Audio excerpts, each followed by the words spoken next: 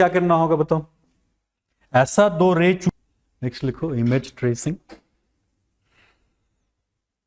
हम लोग अपने आप को रिस्ट्रिक्ट कर लिए हैं किस पे?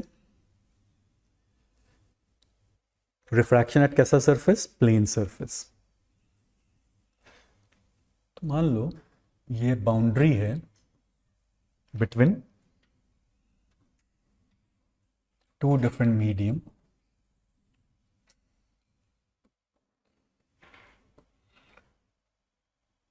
और यहां पे एक ऑब्जेक्ट। इसका इमेज कैसे ट्रेस करोगे बताओ?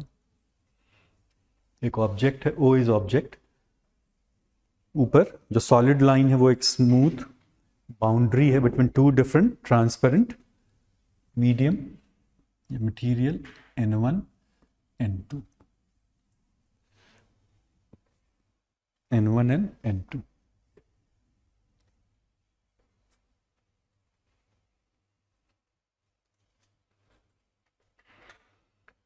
कैसे ट्रेस करें? टिपिकली तुम एक रे कैसा लेते हो, याद है? एक रे कैसा लिए थे, किसी को याद है कुछ? एक सीधा नॉर्मल, ये एनी चेंज या नो चेंज? No change. और दूसरा क्या किए थे? एक तो ये हो गया, second one something like this और नॉट, डिपेंडिंग अपॉन किस मीडियम से किस मीडियम में जा रहा हो, it can either bend away from normal और टुवर्ड्स नॉर्मल। कोई एक केस लेके चलते हैं, ऐसा हुआ। And then what you did, second ray को एक्सटेंडेड, तुम डॉटेड लाइन से एक्सटेंड किए थे, एक्सटेंड करके व्हाट यू से, this is position of image, isn't it? Something like this. ये सही है? Is this correct? क्या ये डायग्राम करेक्ट है? अब सवाल ये,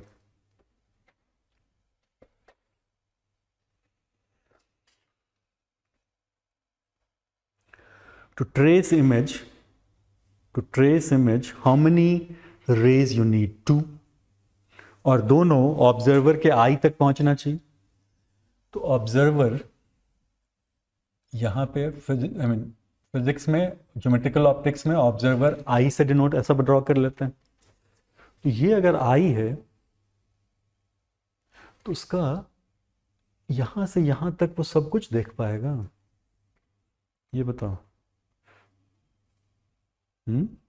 तुम यहां पे कुछ रखा हुआ है, this is position of your eye, अब तुम एक दूसरा रे वहां ले रहे हो, वो उधर जा रहा है, तो अब दौड़ के वहां तो नहीं जाओगे, वहां से दौड़ के उसको देखने गए, तब तक ये रे तो नहीं दिख रहा है, तब क्या दिक्कत है इसमें? क्या समझ में आया?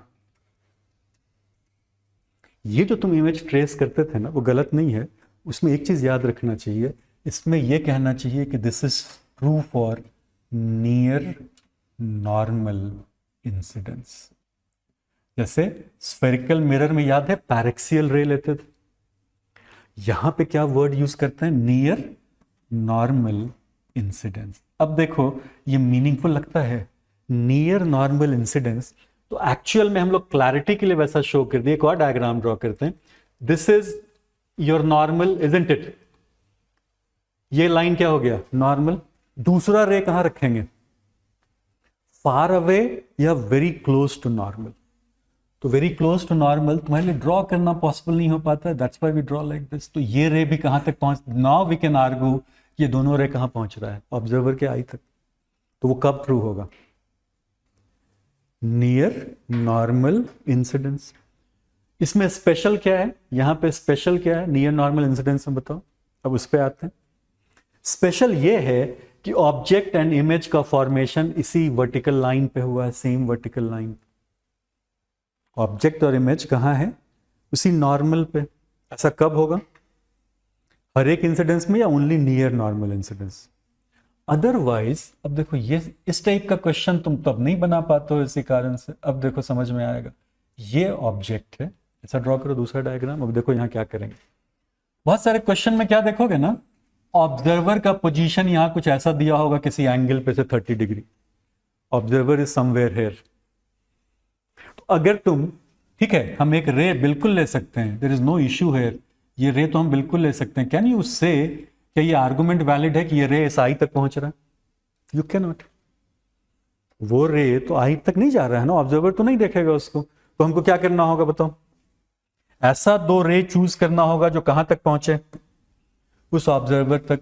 तो this is what we do, एक ये लेंगे, यहां पे ये रिफ्रैक्ट किया, एक और इसी के आसपास कहीं लेते हैं, ये ऐसा रिफ्रैक्ट किया, दोनों को एक्सटेंड करेंगे, तो यहाँ कहीं इमेज बनेगा। तो ये रूल नहीं है कि ऑब्जेक्ट और इमेज एक ही वर्टिकल लाइन पे लाई करे, दे मे बी समवेयर एल्स। और ये क्वेश्चन ऑब्जेक्टिव एग्जाम में पॉसिबल है, ऐसे क्वेश्चन में यू मेक मिस्टेक। अंतर समझ में आ गया सबको? वैलिड है या नहीं आर्गुमेंट?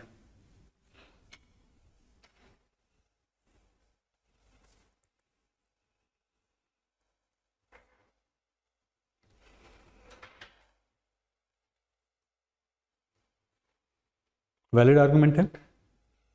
क्या केयरफुल रहोगे?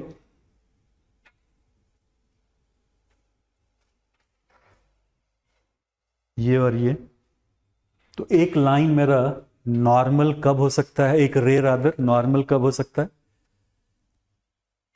जब where is observer near normal, observer is near normal. तो पैरेक्सियल वर्ड नहीं यूज करके हम लोग यहां क्या वर्ड यूज कर रहे हैं? Near normal incidence, near normal incidence. और ऐसे ही क्वेश्चन में तुम ये टर्म भी यूज करते हो, एक तो ऑब्जेक्ट इमेज डिस्टेंस होता है, उसके साथ साथ ये इस वर्ड से भी तुम अवेयर हो, real depth and apparent depth.